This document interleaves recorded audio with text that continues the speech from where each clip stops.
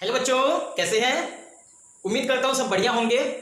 और मैं अपने आप को खुशनसीब मानता हूँ कि मैं आप लोगों को वीडियो लेक्चर के थ्रू पढ़ाता हूँ। तो चलो मैं अपने आप को फिर से इंट्रोड्यूस करवा देता हूँ। माई सेल्फ रमन विश्वास और मैं आप सभी का घड़ी पाठशाला में स्वागत करता हूँ। आज हम लोग एसिड, बेस एंड सॉल्ट का वीडियो लेक्चर नंबर 5 लेके आए हैं।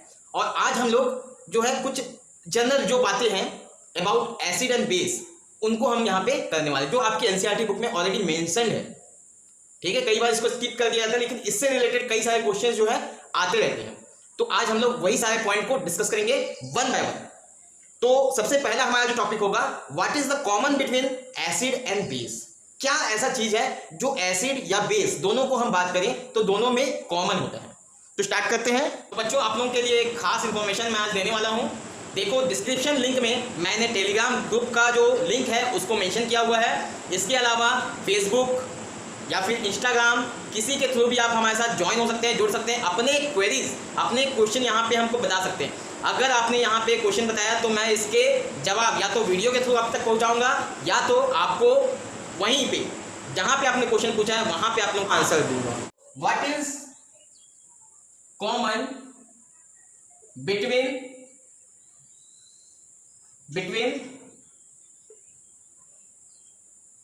एसिड एंड बेस, ये हमारा जो है पहला टॉपिक होगा जिसके ऊपर हम यहाँ पे डिस्कशन करेंगे। तो देखो, एसिड और बेस की अगर हम बात करें तो आप लोग एसिड और बेस से तो फैमिलियर हो चुके हैं, क्योंकि हम लोग शुरू से जो है एसिड के में पढ़ रहे हैं। तो सपोज मान लो मैं एसिड को यहाँ पे लिखता हूँ, कुछ मान लेते हैं HX, ये एक हमारा एसिड है। क्यों? क्योंकि इसके पास हाइड्रोजन है और ये जब टूटेगा तो H प्लस और X माइनस में देगा, और ये X जो है where X negative should be Cl minus हो सकता है, Br माइनस हो सकता है, SO4 माइनस हो सकता है, कुछ भी हो सकता है।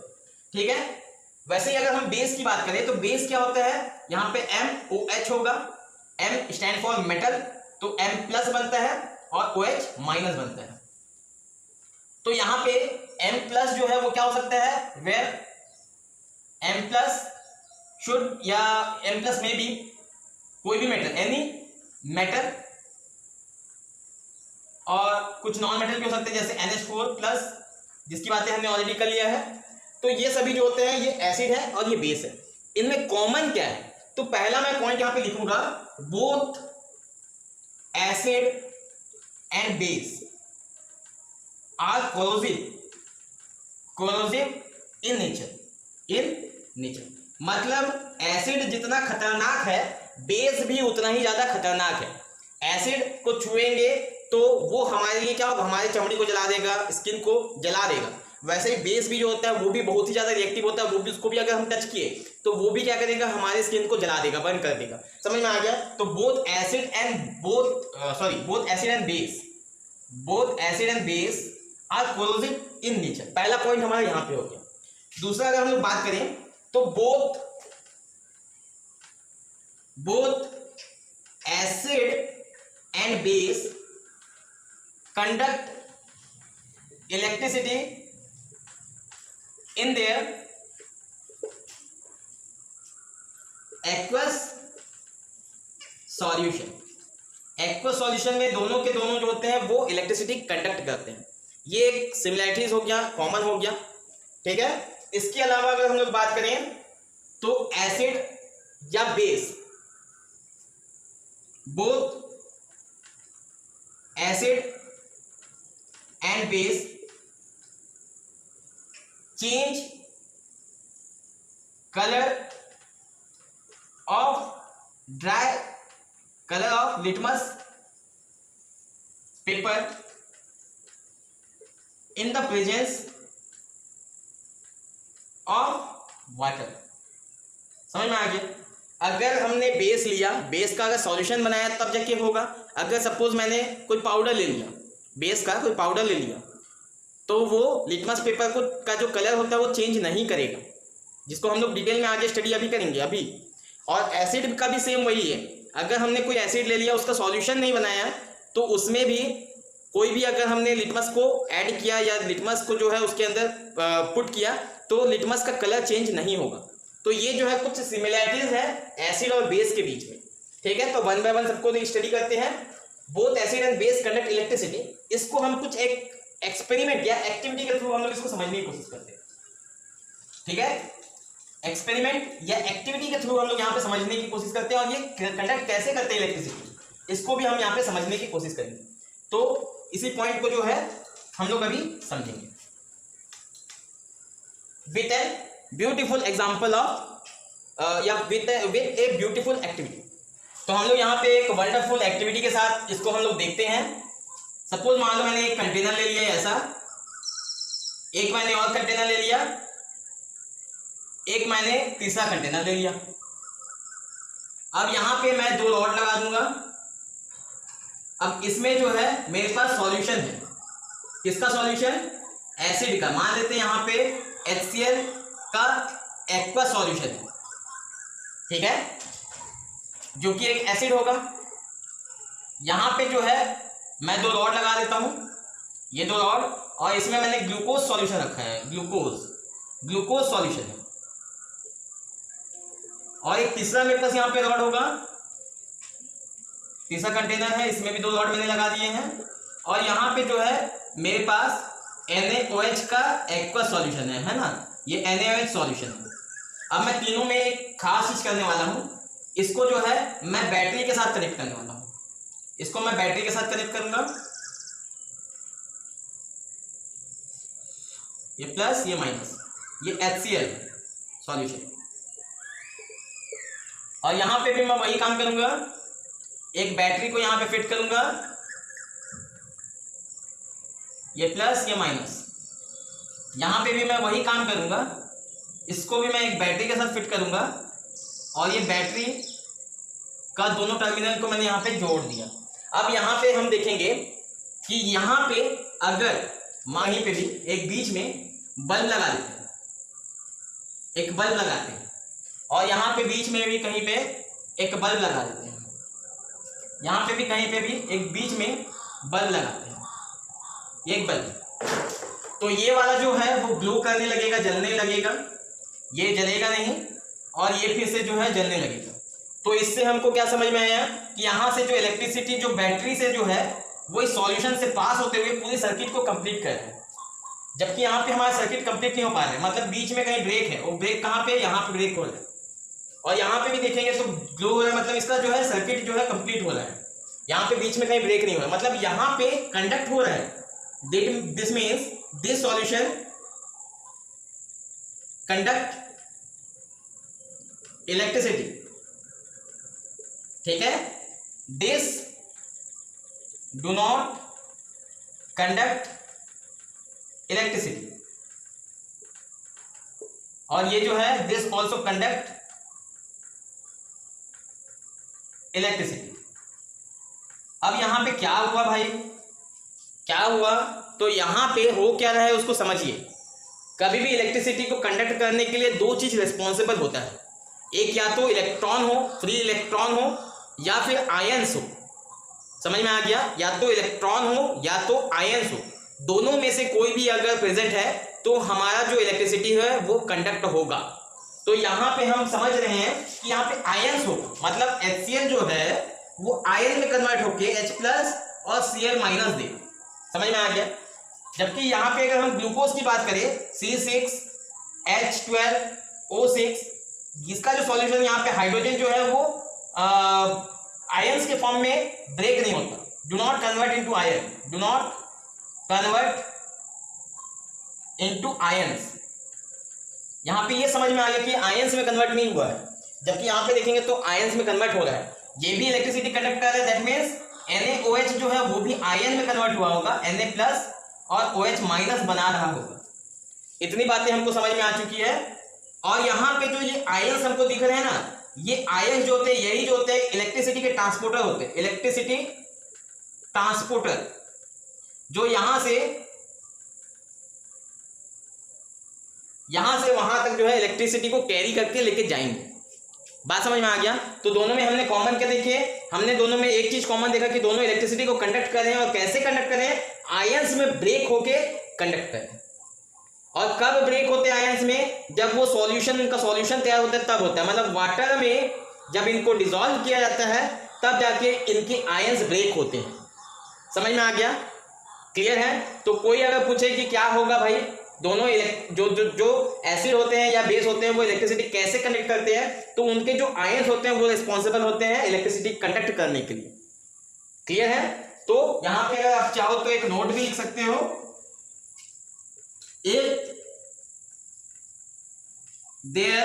if any system contains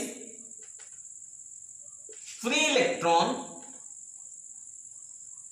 or ions, then it conduct electricity। समझ में आ गया दोनों कैसे इलेक्ट्रिसिटी कंडक्ट करते हैं, ये हमको समझ में आ चुका। और ये 100% हम लोग श्योर भी हो गए कि भाई ये अपने आयंस में ब्रेक होते हैं। ठीक है, अब अगला एक्सपेरिमेंट हम लोग करते हैं।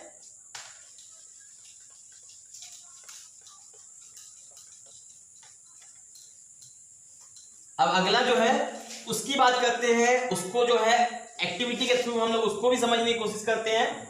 अगला जो है, देखो मैं अभी जो बोला कि जो हमारे पास लिटमस पेपर होता है, लिटमस पेपर, अगर ये ड्राई लिटमस पेपर है, इफ इट इज ड्राई, ठीक है, तो हाइड्रोजन क्लोराइड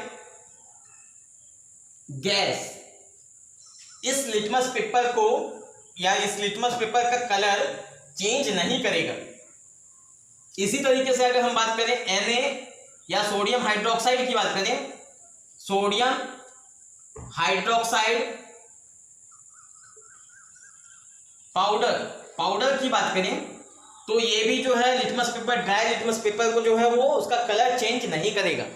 ठीक है, तो यहां पे एक्चुअली है क्या चीज, इसको समझ लेते हैं। देखो, एक मान लो मैंने टेस्ट ट्यूब लिया, अब यहां पे हमने क्या किया, इस टेस्ट ट्यूब के अंदर NaCl का सॉल्यूशन रखा हुआ है। इसके अंदर क्या है, NaCl का सॉल्यूशन है, और यहां से मैंने एसिड यहां पे इंट्रोड्यूस करवाया H2SO4, एक मैंने एसिड ले लिया। तो यहां पे इन दोनों के बीच में एक रिएक्शन होगा। कौन सा रिएक्शन होगा, देखो रिएक्शन क्या होगा, NaCl के साथ H2SO4 आपस में रिएक्ट करेगा, और यहां से जो है हमारे पास क्या बनेगा, Na2SO4 प्लस HCl। ये HCl गैस के फॉर्म में जो है बाहर निकलेगा। मतलब यहाँ पे जैसे ही ये रिएक्शन होगा, यहां से कुछ गैस बाहर निकलने लगेंगे, और ये गैस HCl गैस होगा। ये हमको इस रिएक्शन से भी क्लियर कट दिख रहा है। ठीक है, अब इस रिएक्शन में अगर हम बात करें तो HCl तो बाहर निकल रहा है, अब ये क्या है, ये गैस के फॉर्म में है। अब इसमें कोई भी वाटर नहीं है, यहाँ पे सॉल्यूशन के फॉर्म में नहीं है ये। अब इस गैस को हम क्या करेंगे, यहां पे एक ब्लू लिटमस पेपर को ले जाएंगे, ब्लू, तो हम ये देखेंगे कि इसमें कोई भी कलर में चेंज नहीं आया। ठीक है, कोई भी कलर में चेंज नहीं आया। मतलब क्या है, ये जो लिटमस पेपर था, ये H+ के शक्ल को देख के कलर चेंज करता है। यहां पे H+ है ही नहीं, इसलिए उसने अपना शक्ल जो है चेंज नहीं किया। लेकिन H+ जैसे ही आ जाएगा, उसको इसका कलर जो है वो चेंज होने लगेगा। अब ध्यान से देखेंगे, अब इस बार मैंने क्या किया, ये जो ड्राई लिटमस पेपर था, अभी जिसने शक्ल चेंज नहीं किया था, मैं क्या करूंगा, एक कटोरी लूंगा, इस कटोरी के अंदर मैं कुछ वाटर रखूंगा। अब इस लिटमस पेपर को इसके अंदर डिप करूंगा, कुछ ऐसा भिगा लूंगा। ये लिटमस पेपर है मेरा, ये लिटमस पेपर को मैंने क्या किया, इसमें वेट कर लिया, भिगा लिया। अब मैं यहां पे लेके आऊंगा तो ब्लू से ये कन्वर्ट हो जाएगा रेड में। अब ये किस में कन्वर्ट हो गया, रेड में। अब ये रेड में कन्वर्ट क्यों हो गया, मैंने अभी जस्ट आपको बोला था कि ये जो लिटमस पेपर है वो H+ के शक्ल को देख के कलर चेंज करता है। मतलब कलर चेंज हुआ, मतलब क्या हो गया, H+ वहां पे फॉर्मेशन हो चुका है। मतलब ये जो HCl जो गैस है वो इस वाटर में क्या होता है, डिसॉल्व होता है, और डिसॉल्व होने के बाद ये HCl कन्वर्ट हो जाता है H+ और Cl- में। समझ में आ गया, तो H+ यहां पे प्रोड्यूस हुआ। तो हम ये बोल सकते हैं, विदाउट वाटर या in the absence of water, HCl gas do not change the colour of litmus. Clear है? तो इस एक्टिविटी से हमने देखा कि कितना जरूरी होता है कोई भी एसिड या बेस के सॉल्यूशन के फॉर्म में उसका प्रेजेंट होना, या सॉल्यूशन के फॉर्म में वो क्या करेगा, बेस होगा, या सॉल्यूशन के फॉर्म में ही हम उसको क्या बोलेंगे, एसिड बोलेंगे। अच्छा, अब एक खास चीज मैं आप लोगों को बता रहा हूं, ध्यान से देखेंगे सब कोई। खास चीज ये है कि मेरे को एसिड से H+ मिलता है, बेस से OH- मिलता है। दोनों को जोड़ दो, देखो क्या बन रहा है भाई, H2O बन रहा है। इसका मतलब ये जो H2O है उसमें भी H+ होता है और OH- होता है।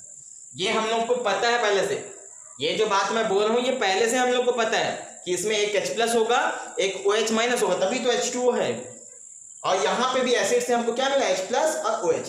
लेकिन खास बात ये है कि ना ये एसिड है और ना ही ये बेस है, नाइदर एसिड नॉर बेस। क्यों? क्योंकि H+ जितने हैं उतने ही OH- भी है, सेम, या हम लोग बोल सकते हैं H+ इक्वल टू OH-। अब जैसे ही हम इसमें एसिड मिलाते हैं तो यहां पे H+ जो होता है वो ग्रेटर हो जाता है एज कंपेयर टू OH-। देखो एसिड से क्या आया, बाहर से H+ आया, H+ आया तो क्या हो गया, H+ बढ़ गया, ग्रेटर हो गया। एसिड जब भी होता है तो H+ बढ़ जाता है। और वैसे ही बेस अगर हमने ऐड किया तो यहां पे क्या होता है, OH- जो होता है वो ग्रेटर हो जाता है H+, क्योंकि बेस जो है वो H+ OH- दिया, और हमारे वाटर के पास जितने OH- थे उससे अब OH- ज्यादा होगा। समझ में आ गया? तो इसको ही हम क्या बोलते हैं, कंसंट्रेशन, कि नंबर ऑफ OH कितना है और नंबर ऑफ H+ कितना है। किसी भी acidic, in acidic solution, in acidic और बेसिक सॉल्यूशन, द अमाउंट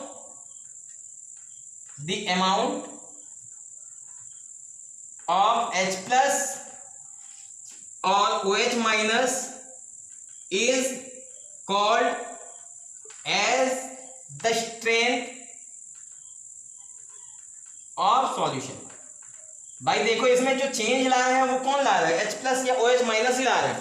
तो जो सॉल्यूशन है उसका स्ट्रेंथ किसके ऊपर डिपेंड करेगा, नंबर ऑफ H+ और OH के ऊपर। H+ बढ़ गया तो उसका स्ट्रेंथ एसिडिक हो गया, ज्यादा बढ़ेगा, ज्यादा एसिडिक होगा।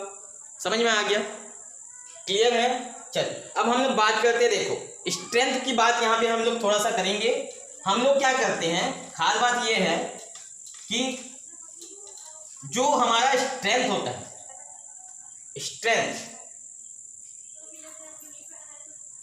Strength is inversely proportional to the volume of solution. इसका मतलब क्या हुआ, सपोज मान लो मैं एक एग्जांपल के थ्रू आपको समझा रहा हूं, यहां पे ध्यान से देखेंगे। अगर मान लेते हैं यहां पे मैंने 10 ग्राम HCl मैंने यहां पे ये किया, ऐड किया 10 ग्राम HCl कितना है, 10 ग्राम। और यहाँ पे वाटर जो है, ये पूरा सॉल्यूशन, ये पूरा जो सॉल्यूशन है उस सॉल्यूशन का जो वॉल्यूम है वो 200 ml है, ठीक है, 200 ml सॉल्यूशन। अब यहाँ पे हमने क्या किया, एक दूसरे कंटेनर लिया है। अब इस दूसरे कंटेनर में हमने 10 ग्राम, सेम अमाउंट 10 ग्राम HCl हमने लिया है, और इसका जो सॉल्यूशन का जो वॉल्यूम है, ये जो वॉल्यूम है, अब मान लेते हैं ये 400 हो गया, 400 ml। तो यहां पे देखो जो HCl है दोनों में इक्वल है, मतलब H+ तो दोनों में इक्वल हो गया, लेकिन सॉल्यूशन का वॉल्यूम अगर यहां पे देखें तो 200 ml और यहां पे 400 ml। तो स्ट्रेंथ की बात करेंगे तो यहां पे स्ट्रेंथ ये और ये B मान लेते हैं, strength of A is greater than strength of B। समझ में आ गया? स्ट्रेंथ जो है A का ज्यादा होगा एज कंपेयर टू B, क्योंकि भाई यहां पे देखो 400 ml में 10 ml जो है वो HCl है, ठीक है। और अगर अच्छे से समझना है तो खुद सोचो भाई, एक ग्लास आपने पानी लिया, 1 चम्मच शुगर ऐड किया, और 2 ग्लास पानी लिया, दो गिलास पानी को एक किसी कंटेनर में रखे और उसमें 1 चम्मच शक्कर ऐड किया, कौन ज़्यादा मीठा लगेगा? तो आप देखेंगे जिसका वॉल्यूम कम है उसमें मिठास ज़्यादा होगा, क्योंकि हमने यहाँ पे क्या किया है, वॉल्यूम जो है ऊपर जो मिलाने वाला जो सॉल्यूट है हमारे पास, सॉल्यूट मतलब जिसको मिलाया गया, जो मिलाया गया वो तो भाई दोनों में इक्वल था, लेकिन जो सॉल्यूशन जो है ओवरऑल सॉल्यूशन का जो वॉल्यूम है वो वेरी कर रहा है, वो डिफरेंट है, अलग अलग। तो जिसका पूरा वॉल्यूम अलग होगा मतलब कम होगा उसमें स्ट्रेंथ ज़्यादा होगा, या हम ऐसा बोल सकते हैं कि जो स्ट्रेंथ होता है वो नंबर ऑफ मॉलिक्यूल बोल सकते हैं या उसका ग्राम बोल सकते हैं, ग्राम पर यूनिट वॉल्यूम। स्ट्रेंथ क्या होता है? Strength that is strength is gram solute per unit volume, per unit volume. Per unit में कितना है, समझ में आ गया? पर यूनिट वॉल्यूम में कितने ग्राम सॉल्यूट है या कितने मॉलिक्यूल सॉल्यूट है। मॉलिक्यूल भी बोल सकते हैं, सॉल्यूट जो है ग्राम में भी हम ले सकते हैं, मोल्स में भी ले सकते हैं, तो डिपेंड करते हैं कि आप किस में ले रहे हो, लेकिन पर यूनिट वॉल्यूम होना चाहिए। तो पर यूनिट वॉल्यूम जो होता है वो मैटर करता है। तो यहाँ पे जो स्ट्रेंथ होता है वो वॉल्यूम के जो सॉल्यूशन होता है उसके इनवर्सली प्रोपोर्शनल होता है, मतलब सॉल्यूशन का वॉल्यूम को अगर बढ़ा दिया जाए तो स्ट्रेंथ कम हो जाएगा, और इसी को हम बोलते हैं dilution.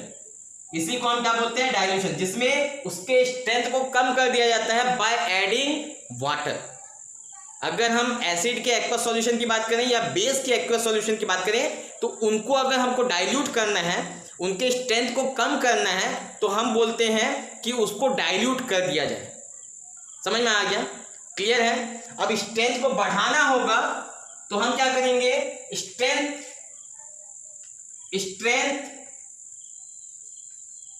Is directly proportional to the solute, amount of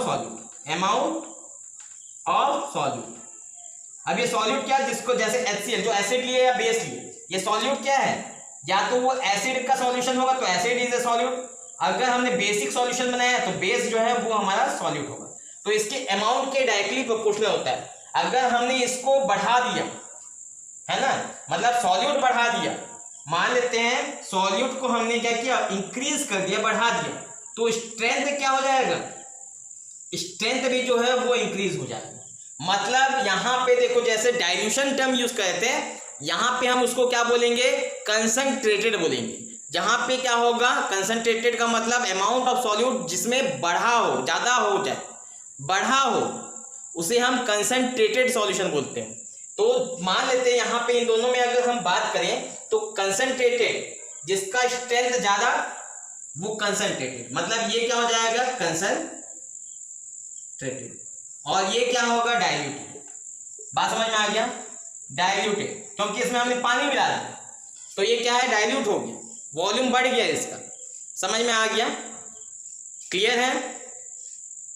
चल अब हम लोग देखते हैं डाइल्यूशन प्रोसेस की ओर आगे बढ़ते हैं। डाइल्यूट हम लोग को, मान लो सपोज कोई भी एसिड या बेस को जो है उसको डाइल्यूट करना है, चाहे वो एसिड हो या बेस हो, किसी को भी अगर हम डाइल्यूट करते हैं तो किस बात को हमको ध्यान में रखना होता है उसकी बात यहाँ पे करेंगे। तो देखो, अगर मान लो डाइल्यूशन ऑफ एसिड की बात करें, डाइल्यूशन ऑफ एसिड, चाहे आप डाइल्यूशन ऑफ एसिड की बात करो चाहे डाइल्यूशन ऑफ बेस की बात करो, तो सबसे पहला चीज ये होता है कि dilution process is an exothermic process. This is exothermic process. ये क्या होता है? एक्सोथर्मिक, मतलब दैट मीन्स हीट इवॉल्व्स। अब ये हीट बाहर निकलेगा, जैसे ही हमने क्या किया? डाइल्यूशन चालू किया तो यहां पे हीट बाहर निकलेगा हीट, और काफी मात्रा में हीट बाहर निकलता है, अच्छा खासा हीट निकलता है। अब देखो यहां पे क्या होगा।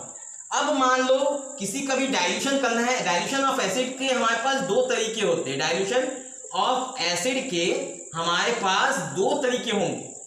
पहला हम लोग क्या करेंगे? एडिंग एसिड इन वाटर, और दूसरा एडिंग वाटर इन एसिड। तो दो तरीके हमारे पास होंगे।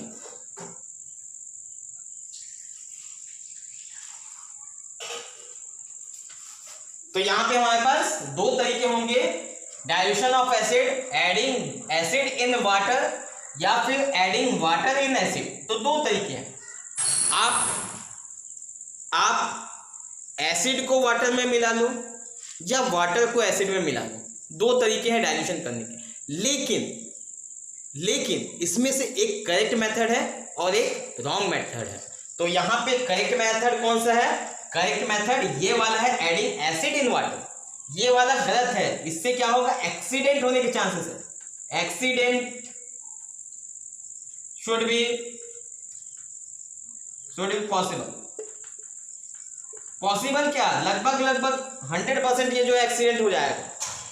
ठीक है, क्यों होगा? अब हम इसके पीछे कॉज को ढूंढने की कोशिश करते हैं। देखो, मैंने आपको पहले बता दिया कि ये एक्सोथर्मिक प्रोसेस होता है जिससे हीट इवॉल्व होता है। सपोज मान लो मैंने यहाँ पे एसिड लिया हुआ है, मान लेते हैं यहाँ पे ये कुछ एसिड्स है, हमारे पास एसिड्स है। अब जैसे यहाँ पे थोड़े से वाटर, मान लेते हैं ये वाटर के ड्रॉप है, थोड़े से यहाँ पे आएंगे तो इसको रिएक्ट बहुत तेजी से करेगा, ये बहुत तेजी से रिएक्शन होगा। और जैसे ही रिएक्शन होगा यहां से क्या निकलेगा? हमारे पास हीट। और ये हीट को जो है, ये जो छोटे छोटे वाटर अपने जो थोड़े से जो वाटर मिलाए थे, वो अब क्या होगा? वाटर इवापोरेट कर जाएगा, क्योंकि हीट में क्या होगा? जैसे ही हीट मिलेगा वाटर को, वाटर इवापोरेट करेगा, गैस के फॉर्म में वो बाहर निकलेगा। और ये जब बाहर निकलता है तो अकेला बाहर नहीं निकलता, साथ में एसिड के कुछ ड्रॉपलेट्स को लेके बाहर निकलता है। और मान लो अचानक से ये निकला और आपके चेहरे, हाथ वाथ में कहीं पड़ गया, तो आपका हाथ या जहाँ पे भी जो भी जगह पड़ेगा वहाँ का स्किन जो है वो जल जाएगा। समझ में आ गया? तो यहाँ पे जो होता है हमारे लिए काफ़ी ज़्यादा खतरनाक साबित होगा। दूसरा चीज़ देखो, एक तो हो गया इट में cause burning of skin. If it में कॉज बर्निंग ऑफ स्किन, कैसे होगा? आके उसके ड्रॉपलेट्स हमारे स्किन में आ जाएंगे और हमको जो है जलने लगेगा। दूसरा, इतना हीट निकलता है, इतना ज्यादा हीट निकलता है कि ये जो टेस्ट ट्यूब है वो फूट सकता है। अब सोचो, टेस्ट ट्यूब को आप ऐसे पकड़े हो, अब फूट गया तो आपके ऊपर तो आएगा ना, आएगा तो क्या होगा? कोरोसिव है भाई, जल जाओगे, एक्सीडेंट हो जाएगा। समझ में आ गया? तो ये जो adding of acid in water है ये सही है, जबकि adding of water in acid ये गलत है। अब हम लोग देखते हैं ये सही कैसे है। ठीक है, अब ये सही कैसे है? मान लेते हैं हम लोग इस बार वाटर नीचे रखे हैं और यहां से एसिड को हमने इंट्रोड्यूस करवाया। तो थोड़ा सा एसिड हमने पहले मिलाया, जैसे ही हमने थोड़ा सा एसिड मिलाया यहां से हीट बाहर निकलेगा जैसा निकलता था। लेकिन इस बार क्या होगा? हीट जो है इस वाटर के अंदर जाएगा, हीट बाहर नहीं जाएगा, इस बार हीट वाटर के अंदर जाएगा। वाटर उसको एब्जॉर्ब करेगा और इसके टेम्परेचर को नॉर्मल करने की कोशिश करेगा। और साथ ही साथ हमको खास ध्यान यह रखना होता है कि इसको हम स्टीर करते जाए, इसको अच्छे से मिक्स करते जाए। मिक्स करने से क्या होगा? इसका टेम्परेचर उतना ज्यादा इंक्रीज नहीं करेगा जैसे कि इसमें होता था। समझ में आ गया? तो इसके जब हम लोग डाइल्यूशन करते हैं तो वहां पे हम लोग को खास ध्यान रखना होता है कि एसिड को पानी में मिलाया जाए, ना कि पानी को एसिड में मिलाया जाए। ठीक है, क्लियर है? तो आप लोगों ने डाइल्यूशन करना सीख लिया, क्या है वो भी आप लोगों ने सीख लिया। अब अगले लेक्चर जो होंगे हमारे वो पीएच के ऊपर होगा। पीएच एक बहुत ही इंपॉर्टेंट टॉपिक है हमारे लिए, बहुत ही प्यारा टॉपिक है और इससे काफी ढेर सारे क्वेश्चन भी बनते हैं। तो अगले लेक्चर में इससे भी ज्यादा इंपॉर्टेंट हम बातें सीखने वाले हैं जिससे काफी क्वेश्चन बनते हैं। तो टाइम करते रहिए, वीडियो लेक्चर देखते रहिए। कुछ समझ में ना आए तो 2-3 बार वीडियो देखिए, और भी कुछ समझ में ना आए कमेंट करके हमसे पूछिए, जैसी आपकी मर्जी। इसी शुभकामनाओं के साथ